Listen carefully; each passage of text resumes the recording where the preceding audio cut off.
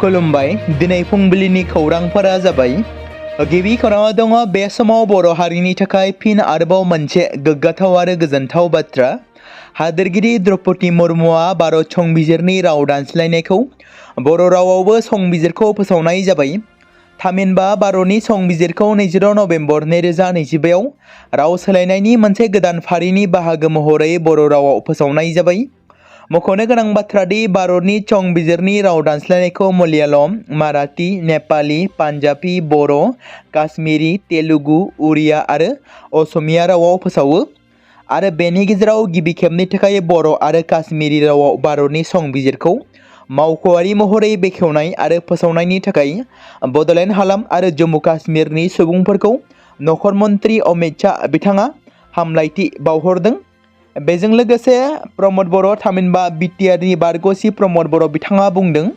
75थि संबिजिर सानाव बर'आव डिजिटेल राव दानस्लायनाय संबिजिरखौ फोसावनाया बड'लेण्डनि थाखाय मोनसे जारिमिनारि बुब्लि 75थि संबिजिर सानाव बर'आव डिजिटेल राव दानस्लायनाय आरो संबिजिरखौ फोसावनाया बड'लेण्डनि थाखाय सोफादेरनाय गोख्रों खालामनाय आरो नंगुबै संबिजिरारि खाबुनि जोंनि दावबायनायनि मोनसे जारिमिनारि माइल खुन्थिया होनना प्रमद बर' बिथाङा बुंदों बे गासै बर' सुबुंफोरनि थाखाय मोनसे गोग्गाथाव बुब्लि आरो बे गोजोनथाव बुब्लियाव हादोरगिरि द्रौपदी मुर्मु आरो गाहाय मन्त्रि नरेन्द्र मोदीखौ जोंनि संबिजिरनि मोनदांथिया साफ्रोमबो नोगोरारिफोरनिसिम सहैनो थाखाय गोख्रों खोथा होनायनि थाखाय गोसो गोरबोजों साबायखर बावो प्रमद बर'आ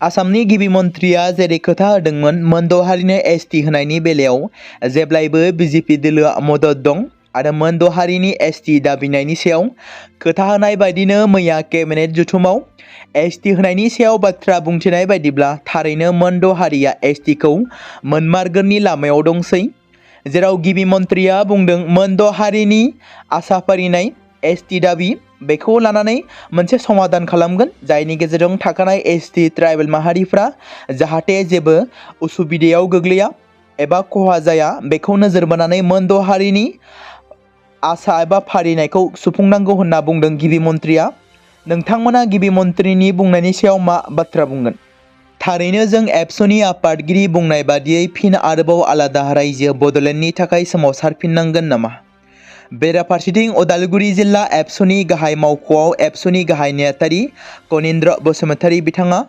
खौरांगिरि मेल लानायनि गेजेरजों मैया बुंथिनाय बायदिब्ला मोनद' जौगाहां हारिनो ट्राइबेलनि गनायथि होनो नागिरनायनि सायाव गोख्रों फिनजाथाय होनो सिखांबोदों आरो दिनै एसटिनि हेंथायै आखायाव बनजार लानानै रेलि दिन्थिफुंना बेरेखा सोमावसारगोन आरो बे सोमावसारनायाव गासैबो बर' माहारिनि सुबुंफोरखौ बाहागो लानो खावलायदों दिनैनि दिनाव एबसुआल' मानो दावराव खालामदों गोबां बर' माहारि बर' लाइमोनफोरा मानो दिनै सिरियाव दं गोबां बर'नि थाखानाय आफादफोरा मानो दिनै सिरि जुदि थाखानाय एसटिनि खथायाव गोदानै एसटि आरो हाबबावोब्ला मा खहा जागोन नोंथांमोना मिथिगौना बिटिसिनि मोन 30 एसटि रिजार्भेसन मासिफोरावनो बिसायख'थि गेलेनो हागोन बिटिसिआव हानि मोनथायखौ समानै मोनफागोन क'क्राझार लकसभा बियाबावबो बिसायख'थि गेलेनो हागोन क'क्राझार दतमा Sidli Baksa Udalguri ST reserve MLA मासिफोराव बिसायख'थि गेलेनो हागोन एडमिशन साख्रि बाख्रियाव 10% खथाखौ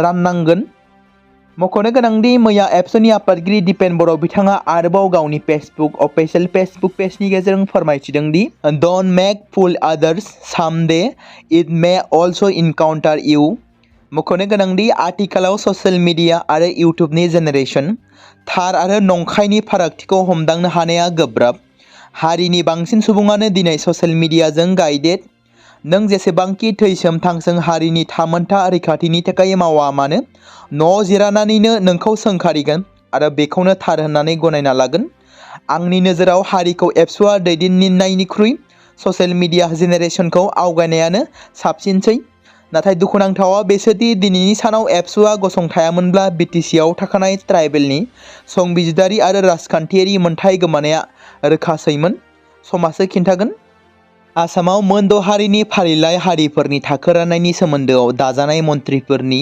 कमिटिया बुधबारखालि केबिनेटनो मोनसे रिपर्टखौ गथायबाय बे फोरमायथिखौ गथायनायजों लोगोसे बुधबारखालि रिपर्टनि सायाव सावरायनो थाखाय मोनसे जर'खा केबिनेट जथुम खुंनाय जादोंमोन गिबि मन्थ्रि डक्टर हिमन्त बिश्व शर्मानि मासि लानानै दैदेननायाव दिसपुरनि लक सभा भवनाव जानाय केबिनेट जथुमाव मोनद' हारिफोरखौ एसटिनि थामोनथानि सोमोन्दै मन्थ्रिफोरनि कमिटिया थियारि खालामनाय फोरमायथिनि सायाव गुवारै सावरायनाय जायो। मेलनि उनाव गिबि मन्थ्रि डक्टर हिमन्त बिश्व शर्मा बिथाङा खौरांगिरिफोरनि सिगाङाव बिबुंथि लाखियोदि केबिनेटनि थिरांथानि समाव गिबि मन्थ्रि जानायनि उनाव बे कमिटिखौ सामलायनायनि बिबानखौ मन्थ्रि रनज पेगुआ लादोंमोन। मन्थ्रि केशव महन्त आरो सन्जय किसानआ बे कमिटिनि सोद्रोमामोन। बेनि उनाव सन्जय किसाननि जायगायाव मन्थ्रि पीयूष हाजरिकाखौ बिबान होनाय जायो।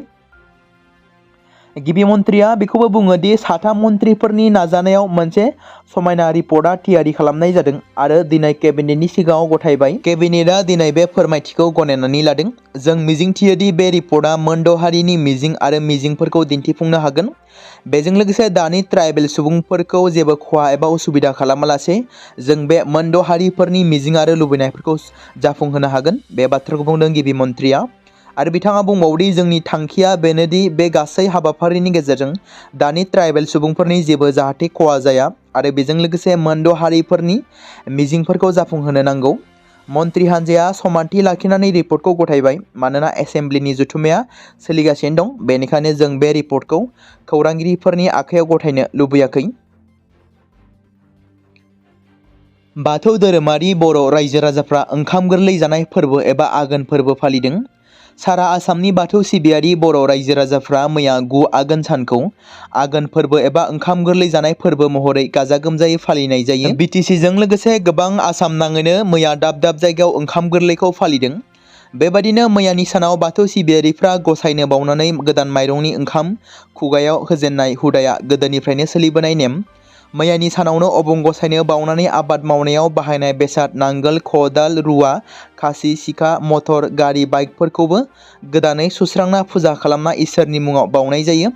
फुजा खालामना इसोरनि मुङाव बावनानै बाथौ थानसालिनिफ्राय माइनावखौ बरायना लांनाय हुदाया सोलिबोदों। मख'नो गोनांदि रायजो नाङैनो जयै बोथिसे ओंखाम गोरलै जानायाबो बाख्नायथाव।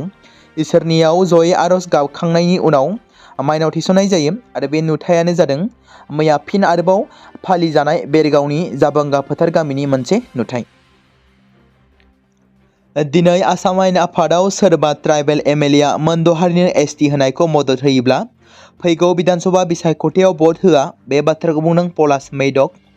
जुदि मोनद' हारिनो एसटिखौ गमामायैनो होमारोब्ला फैगौ बिधानसभा बिसायख'थियाव जों ट्राइबेलफोरा बिजेपिखौ फोजोबस्रांगोन। बे बाथ्राखौ बुंदों पलाश मैधक। ट्राइबेलखौ जों सोरखारनिफ्राय बिनानै लायाखै, जों जोनोमनिफ्रायनो मोननो हादों, पलाश मैधकआ बुंदों। जुदि मोनद' हारिनो एसटिखौ होमारोब्ला आसामाव मोनसे गिख्रंथाव महर लागोन। मुनसेर आलीखौ कारुपेटिया पुलिस थानानि सिङाव थानाय सोनाब कामारपारा गामिनिफ्राय हमनाय जादों। मुनसेर आलीनि सायाव अराकान रहिंग्या साल्वेशन आर्मी आरो तहरीक-इ-तालिबान पाकिस्तानजों खाथि सोमोन्दो थानायनि अजद मोननाय जादों। साननैसो सिगां मुनसेर आलीआ तामिलनाडुआव थानाय गावनि खामानि थिलिनिफ्राय कारुपेटियाव फैफिनदोंमोन। मख'नो गोनांनि मुनसेर आलीआ ससियेल मिडियानि गेजेरजों बांलादेशनि उदखारिफोरजों सोमोन्दो दंमोन आरो कारुपेटियाजों लोगोसे रायजोनि गोबां जायगाफोराव बमा बेफ्रुहोनायनि थांखि लादोंमोन। नाथाय कारुपेटिया पुलिसनि मोनसे गोख्रों अपारेशनाव बिथांखौ हमनो हायो, जेराव केस नम्बर 134/2025 सेक्सन 147/148/152/196 BNS आरो R/W सेक्सन 39 UA एक्टनि सिङाव खायो आरो जोबथेसालियाव बिथांखौ दैथायहरनाय जायो। उन्दै बैसोआवनो गोब्राब बेरामजों भुगिनांनो गोनां जादों सासे फरायसुलाया। मोदोम गंसे सानाय सुनायनि नाख्रेबनायजों थांनाय 1 बोसोर सिगांनिफ्रायनो गोब्राबै भुगिनांनानै दं 14 बोसोर बैसोनि सासे उन्दै फरायसुलाया। क'क्राझार जिल्लानि सिङाव थानाय सिम्बोरगाव बिसिडिसिनि खोला मावरिया गाव गामिनि थागिबि रनेन्द्र बसुमतारी 35 बोसोर बैसोनि आरो सुजिखा बसुमतारी 33 बोसोर बैसोनि थाखो 7आव फरायबाय थानाय फरायसुला रिन्दाव बसुमतारी 14 बोसोर बैसोनि थांनाय 1 बोसोरसो सिगांनिफ्रायनो गोब्राब उदै सानाय, खर', मोदोम बायदि सानाय सुनायजों भुगिनांनानै दं। क'क्राझारनि मेडिकेल कलेज आरो हस्पिटाल, रुपनाथ ब्रह्म गोसोखां देहा फाहामसालि, MRM, आइ आफा बायदि बायदि देहा फाहामसालिफ्राव गोबां खेब फाहामथाय होदोंमोनब्लाबो मोनबो रोखोमनि जाफुंसारनायखौ मोननो हायासै होनना रिन्दाव बसुमतारीया फोरमायदों। दुखुथिया नखरा गोरिबजों नारसिनजानायलाय गोजौ फाहामथायनि थाखाय दा आगान सुरनो हाया जादों। जाहोनाव गोब्राब सानाय देहाखौ लानानै उन्दै फरायसा रिन्दाव बसुमतारीया न'आवनो गोग्लैसोना थानो गोनां जादों। बे समाव दुखुथिया बिमाया गावनि उन्दै फिसाज्लानि देहानि थाखाय रायजो राजाफोरजों लोगोसे सोलिफु थानाय बिटिसि सोरखारनि खाथियाव अनसुंथाइनि थाखाय आखाइ फोलावदों। लोगोसेनो गामिनि गामिगोरा बामाचरण बसुमतारियाबो दुखुथिया नखरनि थाखाय अनसुंथाइ हरनो थाखाय रायजो राजा आरो सोरखारखौ खावलायहरदों। बे समाव दुखुथिया बिमाया गावनि उन्दै फिसाज्लानि देहानि थाखाय रायजो राजाफोरजों लोगोसे सोलिफु बिटिसि सोरखारनि खाथियाव अनसुंथाइनि थाखाय आखाइ फोलावदों। लोगोसे जा हायो रायजो राजाफोरखौ अनसुंथाइ हरनो थाखाय खावलायदों। बेरगाव जिल्ला लाइमोन गांखं UPPL निफ्राय गोसोखां बिलाइ गथायदों। आथिखालाव BTCआव गोदान सरखार फैनाय लोगो लोगो BTCनि गोबां जायगाफोराव मेला फुजा फालिनायनि मुङाव उदाङै जुवा ड्राग्स होनाय एबा फाननाय लोंनायफोरा गोबां बांबोनायखौ नुनानै खुंथायनि हायुंगिरिफोरखौ होबथानायनि राहा लानो थाखाय खावलायना दिनै बेरगाव जिल्ला UPPL आरो लाइमोन गांखंनि दैदेनगिरिफोरनि मोनसे हान्जाया गोसोखां बिलाइ गथायदों। बेरगाव महकुमा बेंगिरिनि आखायाव गोसोखां बिलाइखौ गथायो। दिनैनि बे गोसोखां बिलाइ गथायनाय हाबाफारियाव बेरगाव जिल्ला UPPL नि आफादगिरि नेरखां खाख्लारि, मिरु आबादारि गांखंनि लोगो आफादगिरि मनमोहन बर', बेरगाव जिल्ला लाइमोन गांखंनि आफादगिरि दीपक बर'जों लोगोसे Bergaon block, कालिंदुवार block, मोदैबारि block, कैरेबारि block बायदिनि दैदेनगिरिफ्रा बाहागो लाना हायुंगिरिखौ गोख्रों राहा लानो खावलायो। मोनद' हारिया ट्राइबेल दाबिनायखौ लानानै BTRनि बारग' CM प्रमद बर' बिथाङा बिबुंथि लाखिदों। आसामाव मोनद' हारिया ट्राइबेल दाबिनाय आरो BTC राजखान्थिनि बागै बेसेन गोसा बिबुंथि लाखिदों। BTRनि बारग' CM प्रमद बर'आ आसाम आरो BTRनि मोनद' हारिया ट्राइबेल दाबिनाया मोनसे जेंना महरै नुजागासिनो दं। बे जेंनाफोरखौ भारत सोरखार आरो आसाम सोरखारासो समाधान खालामनो हागोन। ट्राइबेल नङै सुबुंफोरनो ट्राइबेलनि मर्यादा होनाय आरो होयिया भारत संबिजिरनि आवथायाव दं। संबिजिरनि नेमखान्थि बादियैसो ट्राइबेलफोरनि मर्यादाखौ मोननो हायो। BTRनि बारग' CM प्रमद बर'आ आरोबाव बुंथिबावोदि ट्राइबेल खालामनाय जेंनाखौ आथिखालाव थाखानाय ST हारिनि सुबुं आरो दा बे समाव ST मर्यादानि थाखाय सोमावसारनाया मोनद' हारिनि गेजेराव सावरायलायनानै बे जेंनानि राहाखौ दिहुननो नांगौ। बेजों लोगोसेनो फैबाय थानाय आसाम बिधान सभानि बिसायख'थियाव UPPL दोलोआ गोख्रों बाहागो लागोन आरो खामानि मावगोन। BTRआव जोंनि हान्जाया दाबो गोख्रों जानानै दं। BTRआव थानाय मोन 22 हारि माहारिनि थाखाय UPPL दोलोआ खामानि मावबोदों आरो मावलांबाय थागोन। आथिखालाव हाग्रामा महिलारिनि सोरखार फैनायनि उनावनो BTRआव जौ जुवानि आड्डा, गावजों गाव हिंसायारि जाथाय बायदि जाथायफोरा जागासिनो दं। फैबाय थानाय आसाम बिधान सभानि बिसायख'थियाव सोरनि दोलोजों लोगो जागोन बेखौ फैबाय थानाय समाव मिथिगोन होनना बुंथिबावो BTRनि बारग' CM प्रमद बर' बिथाङा। गुवाहाटीनि बारसापारायाव खुंजानाय भारतआ खोला आफ्रिकानि हेंथायै जेननो गोनां जादों। खोला आफ्रिकानि देरहासारनाय फिरफिलाखौ आसामनि अख्राङाव बिरहोदों। भारतारि हान्जाया गान्धी मन्डेला सिरिजखौ सामलायनो हायैनि जाहोनाव बारसापारायाव सहायनो हायै जेननांदों। थारैनो फिन खेबसेबाव भारत हादोरा गावनि हायाव टेस्ट सिरिजखौ जेननो गोनां जादों। भारत आरो खोला आफ्रिकानि गेजेराव मोननै मेचनि टेस्ट सिरिज खुंनाय जादोंमोन। बेफोरनि गेजेराव मोनसेया इडेन गार्डेनआव आरो गुबुन मोनसेया गुवाहाटीनि बारासापारा स्टेडियामाव खुंफुंजादोंमोन।